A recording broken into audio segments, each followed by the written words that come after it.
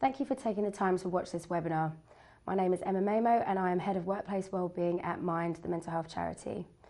Mind provides advice and support to empower anyone experiencing a mental health problem. We also campaign to improve services, raise awareness and promote understanding of mental health. Mind is leading a major new project called the Blue Light Programme, which is dedicated to helping support the mental health of emergency service personnel working across England. So staff and volunteers working within the police service, the fire and rescue service, ambulance, and then also the search and rescue service. The programme will focus on raising awareness and tackling stigma within the services. It will also provide training to line managers and team leaders so they're better able to support staff. And it's also be providing tools and information to help personnel better support their mental health and build their resilience to take on these challenging roles. And we'll also be providing information and support to all who need it. This webinar and others in the series have been made specifically for emergency service personnel. Joining us to share their experiences of mental health whilst working for the police service are Edward Simpson, who is a Sergeant for North Yorkshire Police, and then Dave Stringer, who is Chief Superintendent based within the Community Engagement Team at Metropolitan Police Service, located in London. In this webinar, we will talk about what is mental well-being and what affects our mental well-being, and then how to build resilience and stay mentally well, and then sharing tips on managing your mental well-being at work, and then of course hearing from Dave and Ed about their experiences and what they've learned from that in terms of managing their mental health at work and supporting colleagues. So what affects our mental well-being? So our mental well-being describes our mental state, how we're feeling and how well we can cope with day-to-day life. Our mental well-being can change from day to day, month to month or year to year. It exists on a spectrum and we move up and down it from good to poor for any number of reasons. If you have good mental well-being or good mental health, you are usually able to feel relatively confident in yourself and judge yourself on realistic and reasonable standards. You can feel and express a range of emotions and you feel engaged with the world around you, and you can build and maintain positive relationships and contribute to your community. And it also means you can live and work productively. And also the fact that you can kind of cope with the stresses of daily life, including managing times of change or uncertainty. In terms of poor mental health, we all have times when we have low mental well-being. We can feel sad or stressed or find it difficult to cope. These can be due to life events such as bereavement or relationship breakdown or just any kind of change in your circumstances. But sometimes there is no obvious reason why we experience poor mental health. It can just happen, and it happens to anyone. It's indiscriminate. However, we do know there are some common factors or common triggers that can lead to poor mental health. So if you have a long-term physical health condition you're living with, that can also have an impact on your mental health. As we mentioned before, changes in your circumstances, so relationship breakdown, financial issues, poor living conditions, and then also being out of work can have a huge impact on your mental health. And linked to that is this idea around social isolation or loneliness. And then also caring for a family member or a friend who might be going for a difficult period, or again managing their own physical health conditions and so on. That role of being a carer can really take a toll on your mental health as well. And then experiencing significant trauma as an adult, so being involved or witnessing a serious incident or being a victim of a violent crime. Now, Mind, as part of the Blue Light Programme, has done a bit of research with emergency service personnel. We surveyed 3,500 people working within these services to find out, how they experience mental health problems. And we found that within the police, 91% of police personnel that we surveyed had experienced stress, low mood, or poor mental health at work. So that seems to suggest that the challenging nature of the profession means that you are more likely to be exposed to traumatic incidents and challenging working conditions. But from the research, we also found that people are very reluctant to let that impact on the ability to do their job. So they're very reluctant to take time off, maybe because they're fearful of the impact, or worried about the impact it will have on colleagues. But this comes at then a large personal cost, so they hold it together at work, but then that can impact on their relationships and their physical health, so quite a cause for concern. So in terms of the links between well-being and mental health problems, if you experience low levels of mental well-being over a long period of time, you are more likely to develop a mental health problem. If you're already living with a mental health problem such as depression or anxiety, obviously you are more likely to then experience periods of low mental well-being than someone who isn't living with those conditions. However, you can still have periods of good mental health where you are able to manage your condition and your life without becoming unwell. So it's really important to know that because you might experience a mental health problem, this doesn't mean you can't live a full and successful life. So whether you have a mental health condition or not, there may be times or situations in your life that are more difficult than others, and the capacity to stay mentally well during those periods is called resilience. Mind's model on how do you build resilience as an individual is based on, one, doing things that support you to have a sense of well-being, that promote a sense of well-being, and then taking action to build your social capital, and then applying psychological coping strategies, and I'll speak about that in a moment, just in a bit more detail. So what I'm going to outline are some of the ways you might be able to develop and strengthen your resilience so that you can deal with everyday life and then also facing difficult situations at work and so on without becoming unwell. But I will say we're all individual, and how we can manage our mental health and how we can have good mental health and how we can manage that on a day-to-day basis is very personal. So it'll be good for you to think through, what does help you and make note of that, and then really build that into how you kind of deal with your day-to-day life. But in terms of, how to promote well-being, we were talking earlier about physical health. There's massive links between your physical health and your mental health. So looking at your sleep, ensuring you've got a good diet and taking part in physical activity should help you in terms of both physical health and then mental health. And I've heard that within the police, the kind of shifts that you do, quite long hours, it's quite difficult for people to eat. And that obviously will have an impact on your energy levels, which can also then impact on your well-being. So thinking about how you can still make sure you're taking care of yourself and drinking enough and so on. And then doing stuff that you enjoy, so anything in your kind of personal life, cooking, spending time with friends, gardening, just making sure you're maintaining a life outside of work and doing the things that make you feel good is important. And then doing something for others. We know that this idea of giving can also help with your mental health, but obviously if you're working in the police, you already have that feeling of like wanting to serve and support and so on.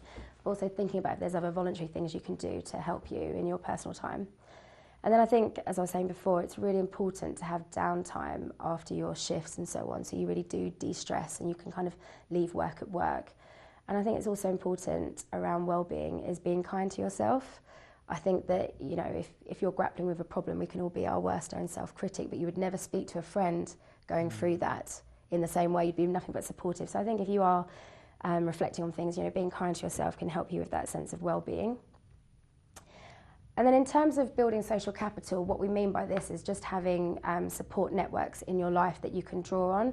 So building relationships with the people around you, so colleagues, friends and family and so on, and just nurturing those relationships. So if you are struggling, you feel that there are people, trusted people that you can go to who will understand. And then, really talking about how you're feeling and what you might be struggling with. So feeling comfortable to talk about those issues, but also within the police service, I know a number of them offer employee assistance programs, which are confidential telephone lines that you can call and access, which can help you with a whole host of life issues, but also can act as a gateway to getting some counselling and so on. So looking into those kinds of support services that you could access. And then in terms of psychological coping strategies, I think we all grow up knowing how to kind of take care of our physical health. There's a lot that we learn about eating well, exercise. We don't really have that same education about what we need to do to be mentally well. But we know that meditation and mindfulness and some of these positive thinking kind of approaches can be really beneficial to people, and also talking treatments can also help people in terms of managing poor mental health. So just looking to see how you can introduce some of that into your life could be helpful.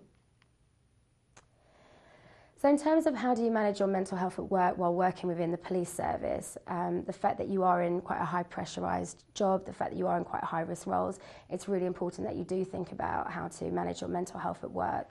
You need to feel confident and motivated to perform well in your job. And this means being able to effectively engage with and support your colleagues and undertake your duties. So the following are some suggestions to help you improve your mental health now or at a time when you might find yourself struggling, but it's good to always be thinking about, how to manage your mental health.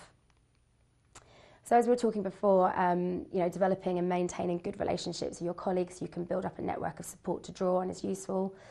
using the time between home and work to have some downtime and, as I was saying, maintain a life outside of work, and making sure you plan and take your annual leave. That's really important in terms of recharging your battery and having that work-life balance. And another thing we had reflected back from police personnel was just a lot of organisational change happening, and if you are provided with opportunities where you can influence and be part of those decision-making processes, I think you should take every opportunity that's offered to you, because this does impact on your day-to-day operational kind of experience at work. And then reducing the number of work-related emails or calls you may respond to outside of work hours. I know that there's a lot of paperwork and admin that you guys have to deal with, but I think you work quite long shifts and so on, so I think making sure you can draw a line between home and work.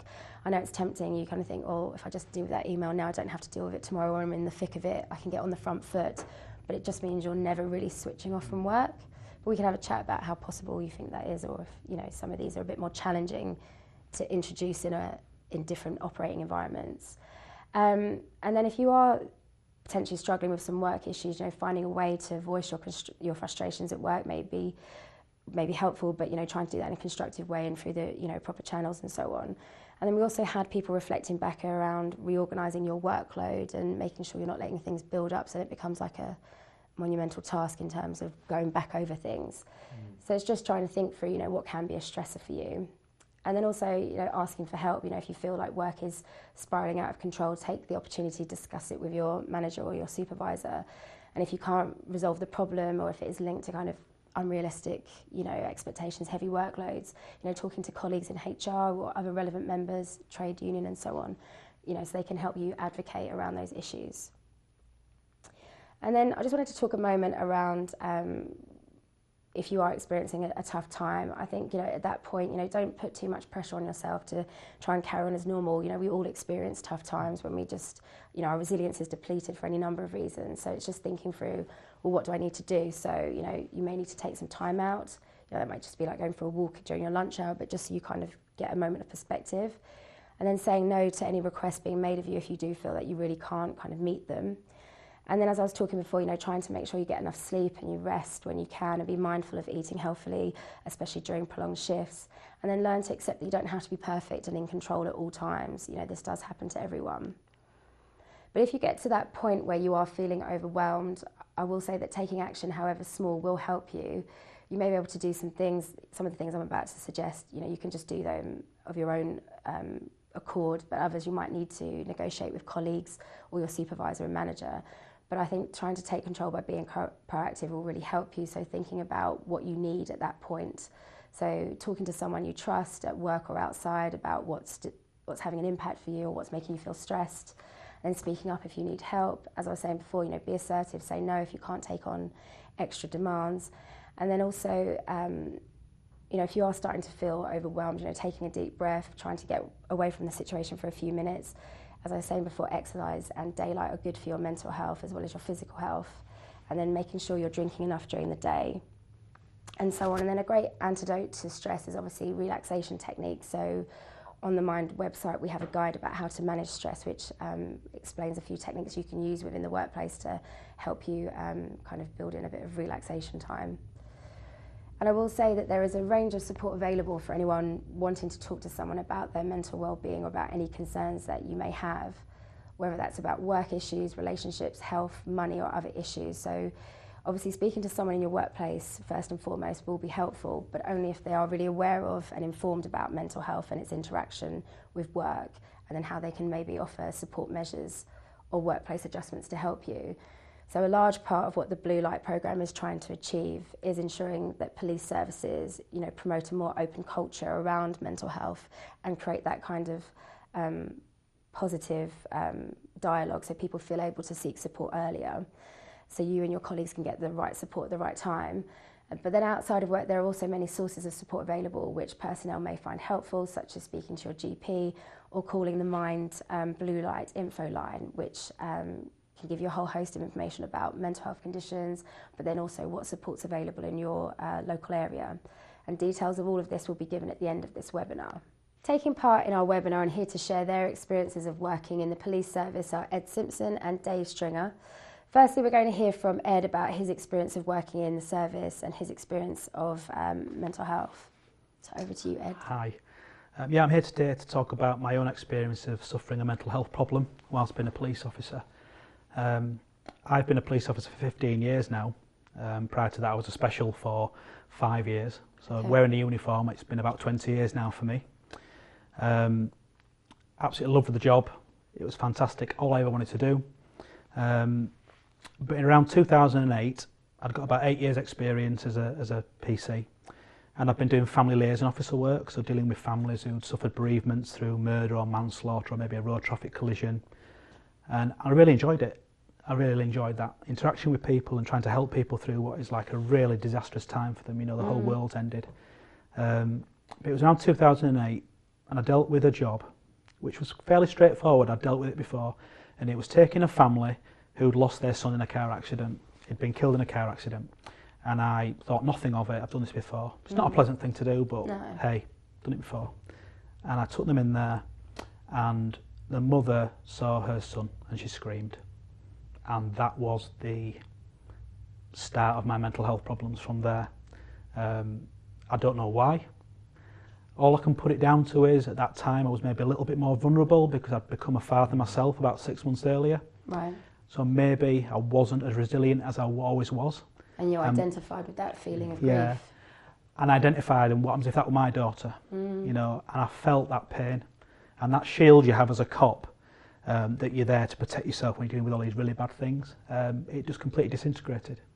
And it was the first time ever in my service I'd cried on the job. Wow. And I cried there and then in the room with the family. I cried outside the room with the family. I got in the car and cried, and I just completely lost it. Just stayed with you. I couldn't shake it off.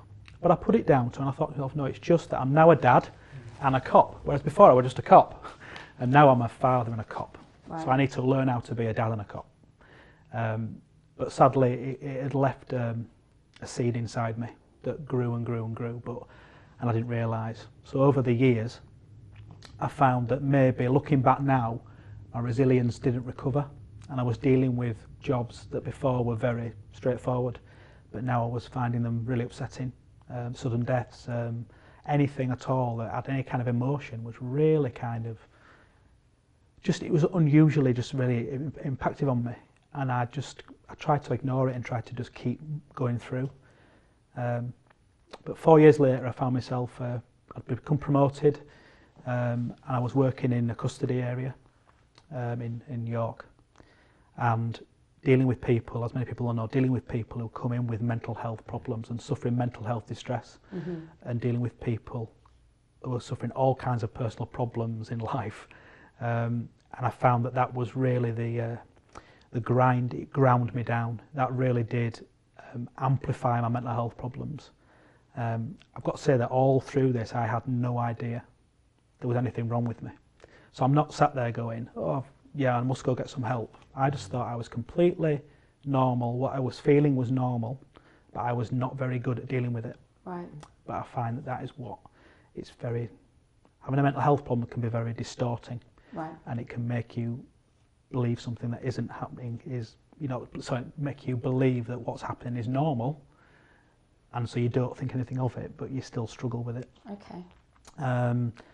And I was in custody, and slowly over the months in custody, I couldn't shake anything off. I was dealing with people who would come in saying they were going to kill themselves, and I'd be releasing them from custody, and then I'd be carrying that and thinking if they kill themselves, it'll be my fault. I didn't do enough for them. I was finding that I was trying to be perfect, and it's not possible. No. Especially in custody, because you can't save everybody's. You can't fix everybody's life. And people have very complex lives. Very complex lives, and you only have them for a short amount of time. But it became very grinding down for me. I started doing some strange things to try and cope, looking back now. And I remember having to segment my shift into blocks. So literally it started off as get through this hour, and then it got to half an hour, and at the peak it got to 15 minutes.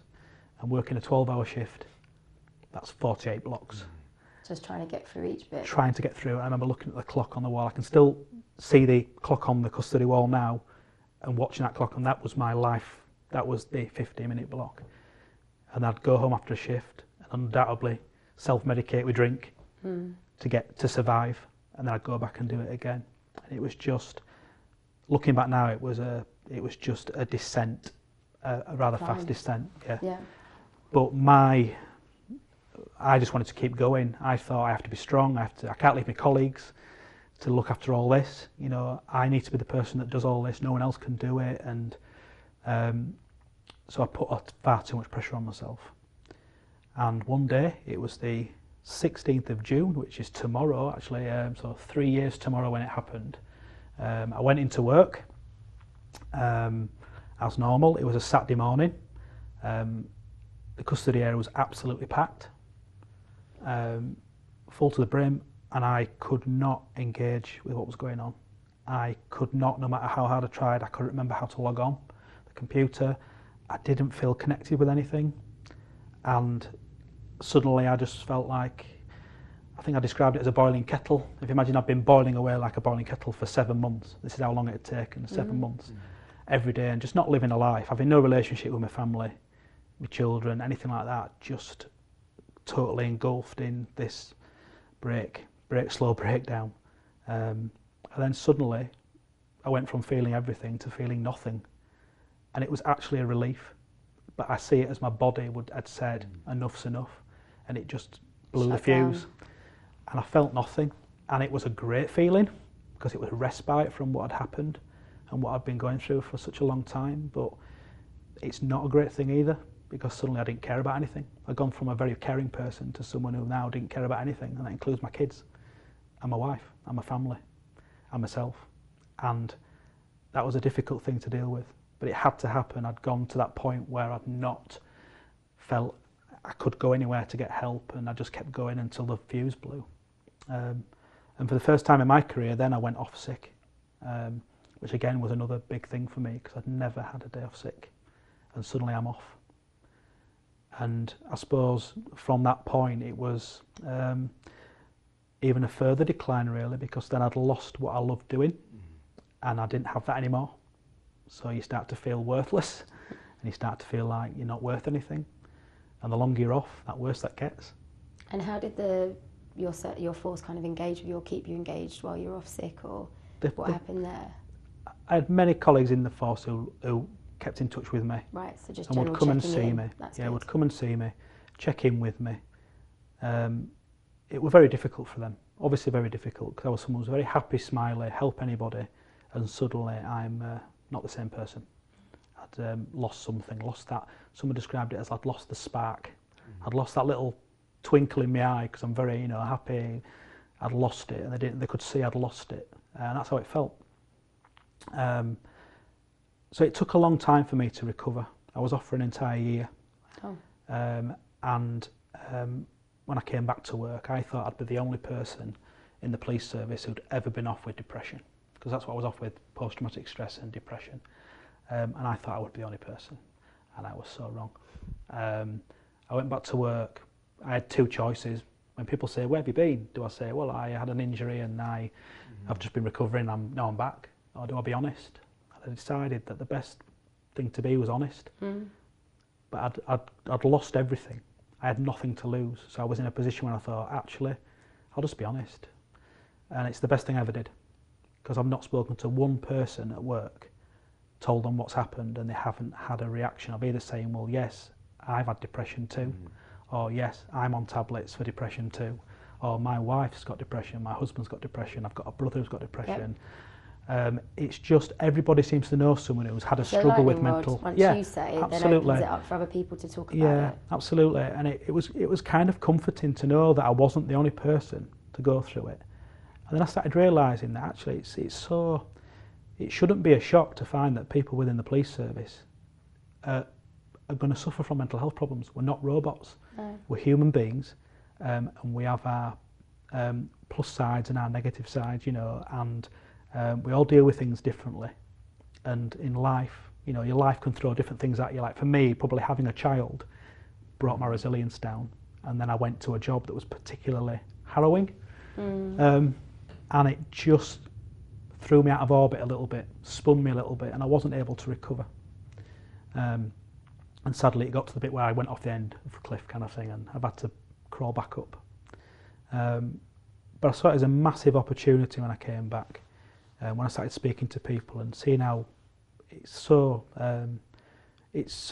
just a part of what people are in the service. Many people are suffering from stress, but stress, we all suffer from stress, but it's not allowing that stress to eat away at you and develop into something that's not, you can't cope with, because that's literally what happened to me.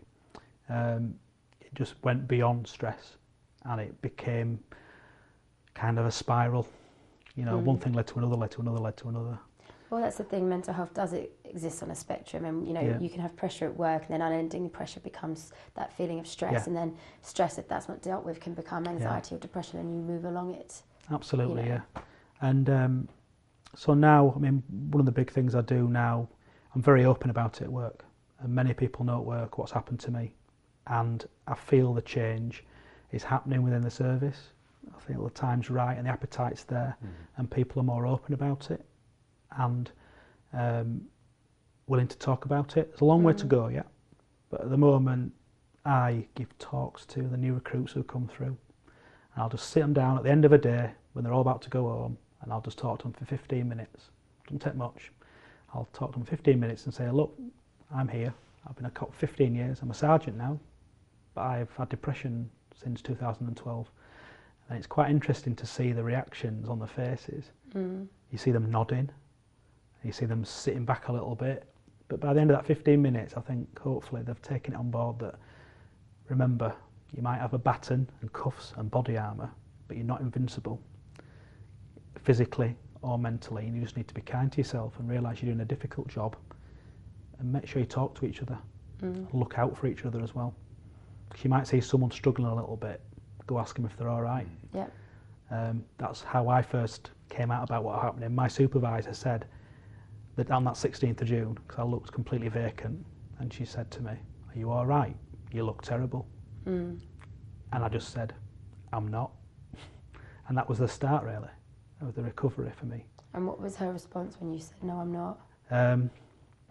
Strangely enough, she'd had her own experience in the family of someone with a mental health problem. So she could show empathy. Yeah, she'd had it. Just like I said, I rarely meet somebody who hasn't got a clue, or not experienced it, or been involved with it in some way, shape or another. Yeah. So it's definitely there. We can't ignore it. And I think I look back and think of the horrendous time I've had. And I look back now and just think it was absolutely horrendous. And I'm laughing because I'm pleased it's over. Because I remember at the time thinking, this is my life for the rest of my life. This is it. This is my life now. And to feel that it actually isn't my life at all. I was ill, very ill. It's a relief.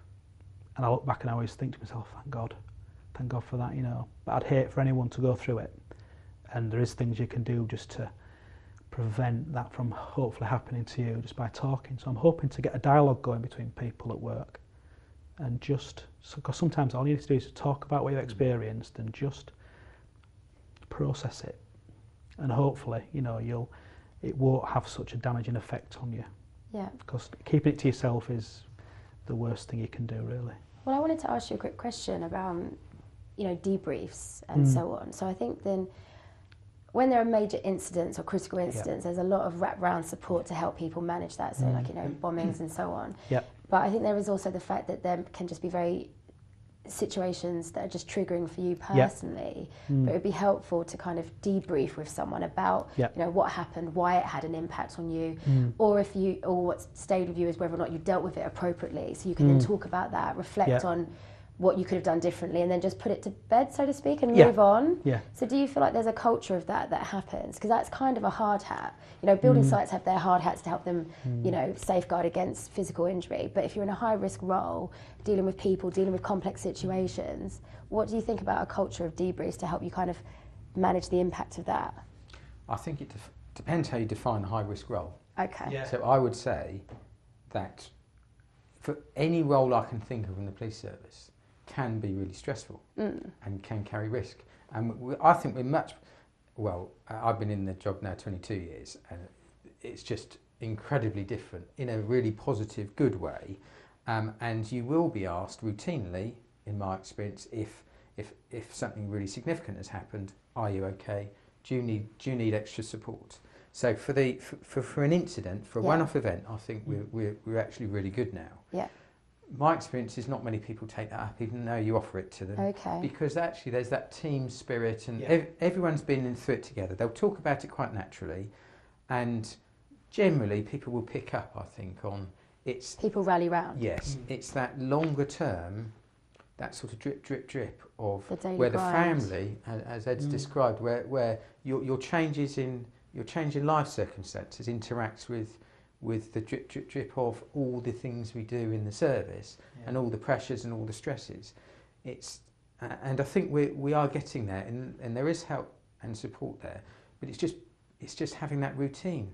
I every single person that I line manage, every few weeks or so, we sit down quite formally, and welfare is one of the things that we talk about. That's really positive. And most of the time, I'm fine, boss, yeah, no issues. But actually, you then sort of allow people to open up. And certainly since my experience, I've found that being open about sort of my family issues, people are much more open and much more willing to talk to me about what's happened to them because it becomes acceptable. Yeah, you normalise it, and also you lead by example by being open. So we are going to talk about your experiences in a moment. But I just wanted to maybe get your views on something else, because it's really positive that you have kind of monthly catch-ups or frequent catch-ups where you have a kind of general check-in. How are things going? Because that normalises talking about mental health, so it doesn't feel jarring if you ever need to broach a conversation with someone. But it also, as you say, creates the space for people to go, no, I'm not okay at this point in time.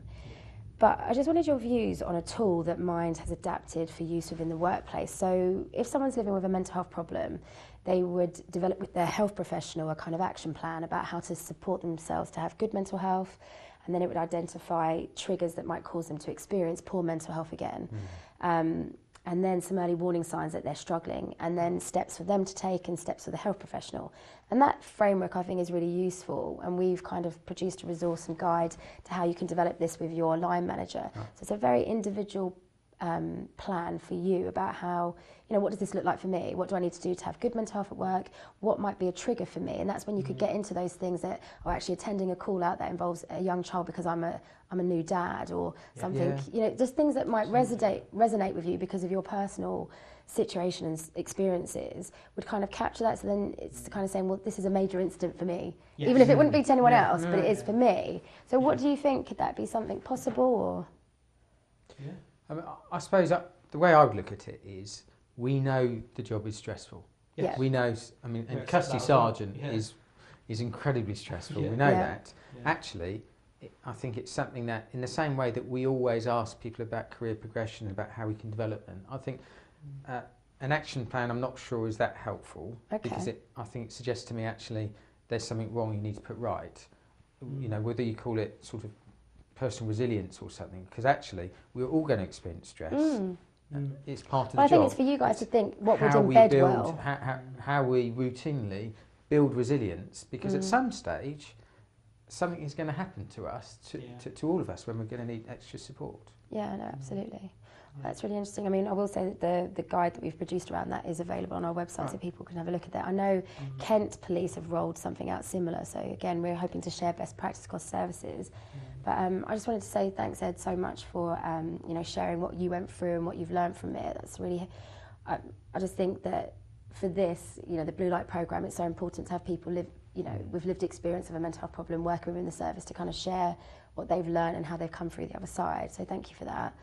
We're now going to hear from Dave Stringer, who's Chief, as I said before, Chief Superintendent within the Community Engagement Team at the Met, about your personal story and how then that's affected, you in the workplace and so on. So over to you. Okay, thank you.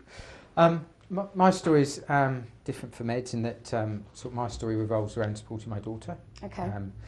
She was lucky enough at 17, very young, to meet a wonderful man who was a para. They got married, she was only 18.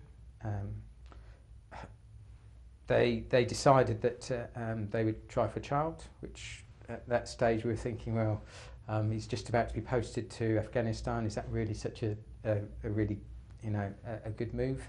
In hindsight, thank goodness they did, because sadly he was killed. That was 4 years ago now. So difficult for all the family, as I'm sure you can appreciate. And the first year, I think she was absolutely amazing, absolutely amazing. So difficult for us as her family, although there's mental illness in our family. So my father-in-law was bipolar. Okay. So for us, it's sort of she was doing exceptionally well, really, really strong, coping with everything, coping with being a mum, coping with sort of the things you have to do, particularly at sort of service funerals. You know, being very public, at, you know, being a war widow at the age of 20.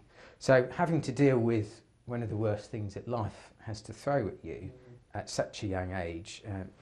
Sadly, Daniel was died 2 weeks after she gave birth.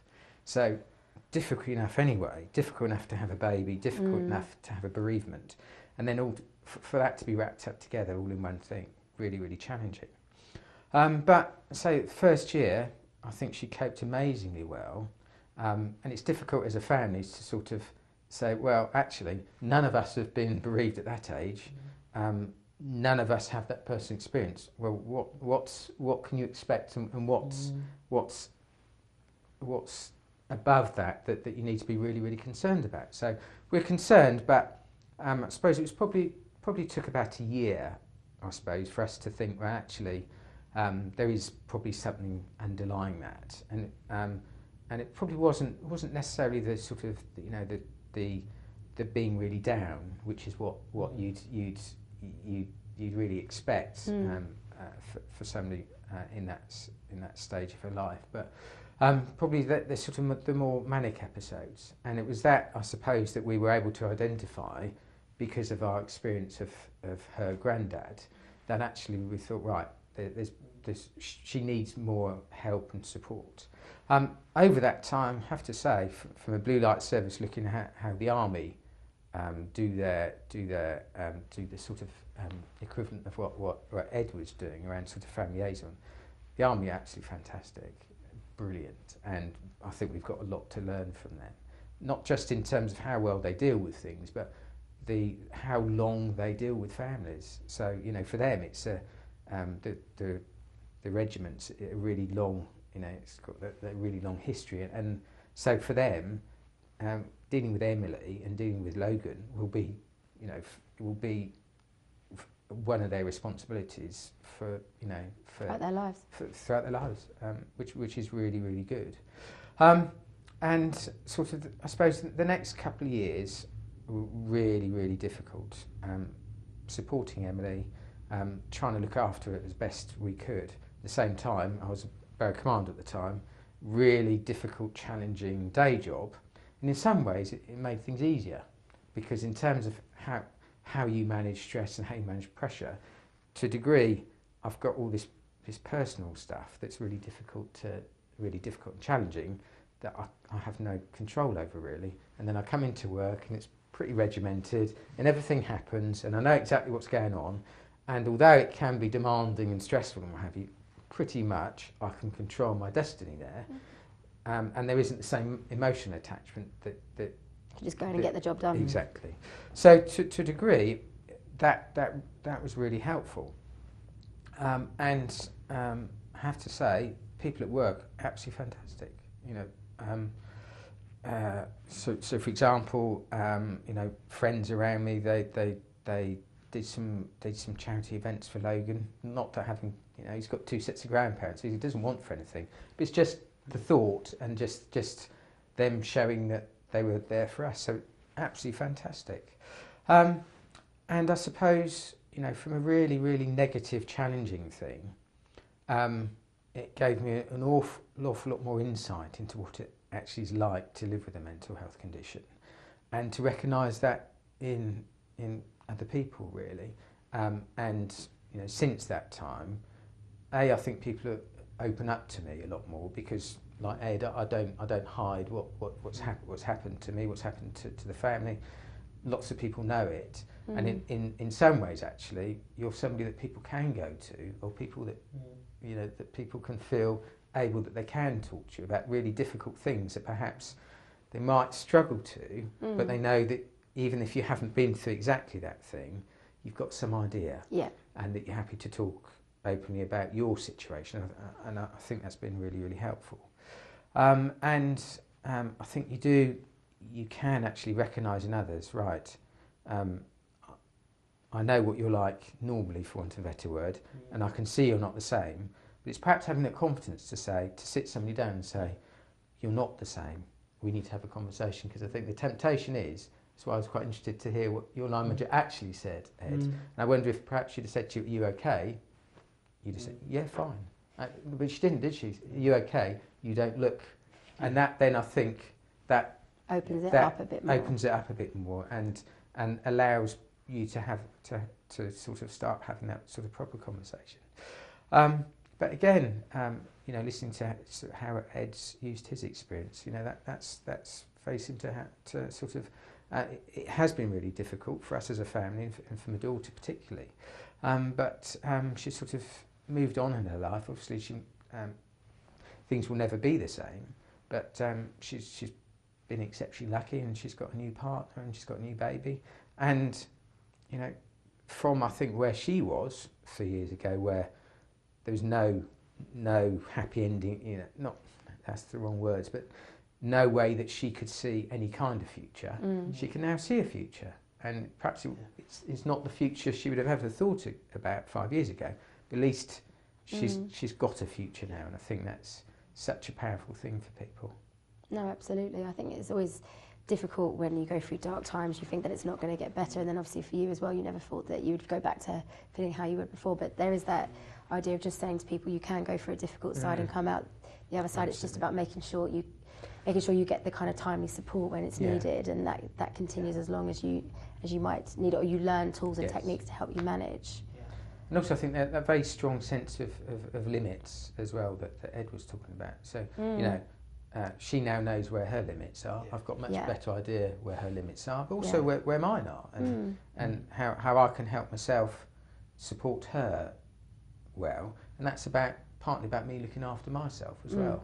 But still now, I still almost cannot believe how strong she was at that time as well. But people deal with it in different ways. Some people just go into overdrive, let's plan the funeral, let's get through this, and then it can hit them so much further down the line. And then after that, everyone seems to think, well, shit, they're doing okay. And then it's then drawing on that spot. I mean, people are so different in how they manage difficult situations, but I think it's really positive that I think the point rather when than just think about people as I think perhaps used to happen in the past, somebody has a mental illness, therefore they will always struggle to cope. Because actually the truth is far more complicated, isn't it? And actually, in some ways, in some areas, they perhaps become more resilient. I think you absolutely do, because you have more awareness of, as you said, your limits. Yes. I think if you have gone through a difficult period, you understand more about when you are beginning to go into that, into a time when you might be starting to struggle, and you can think, right, what do I need to do to offset that, to mitigate, to minimise, to push myself around this way? And I think that's a real strength to actually understand that, because that's what I was trying to make the point earlier, that we don't grow up knowing what we need to do to be mentally well. We don't have that same understanding. It's only when things happen to you that you start thinking, well, this is something I need to attend to, this is something I need to manage just as much as my eating and so on. So thank you, that was really useful. Was there anything you wanted to add around what that's then meant in terms of the Met Police and what you're doing to kind of support colleagues and so on? I think, as I say, I think the service as a whole completely different to how it was 20 years ago when I joined. But I think we can still improve, and I think the more people who talk openly about mental illness, particularly from a family context, so I think we all understand that it's something that happens to all of us, and it's something that we will all have at some stage, I've no doubt, to have some involvement with. I just think it makes us more inclusive. I think we deal with mental illness better, and I think it gives us a better opportunity to support each other as well. Brilliant, thank you. Thank you for sharing that, both of you. I think that's what's really going to help the Blue Light programme, because as you say, people can have views about, well, what does mental health look like? What does a mental health problem look like? What does this mean for me? What does it look like? So having more and more people talk about their personal experience kind of gets behind potentially stereotypes that people might have, or views that people might have, because it can look very different. But the principles of how you support someone is the same. I think it's, saying to someone, are you okay? And when they say no, exploring, well, what does that mean in terms of your ability to do your job? What does it mean in terms of the work maybe having an impact on your job? What can we put in place? So that's really important, I think, about just kind of building those conversations in. So as I said, thank you both for taking part in this webinar and sharing your experiences. It's really important to kind of get people working in the police service to talk about their experiences and kind of normalise these issues. So thank you again. So we hope that you have found viewing this webinar helpful. We have produced additional webinars in the series entitled Mental Health Awareness and Managing Mental Health in the Workplace. The first one just talks about some of the more common mental health conditions. What does it look like to be living with one of these, and then what treatment and support is available? And the one around managing mental health at work talks about what your employer and line managers should be doing to support people to have good mental health at work. Please take a few moments at the end of this webinar to give us your feedback. There'll be a short survey coming up soon. It's really important for us to get your feedback so we can ensure the programme meets your needs.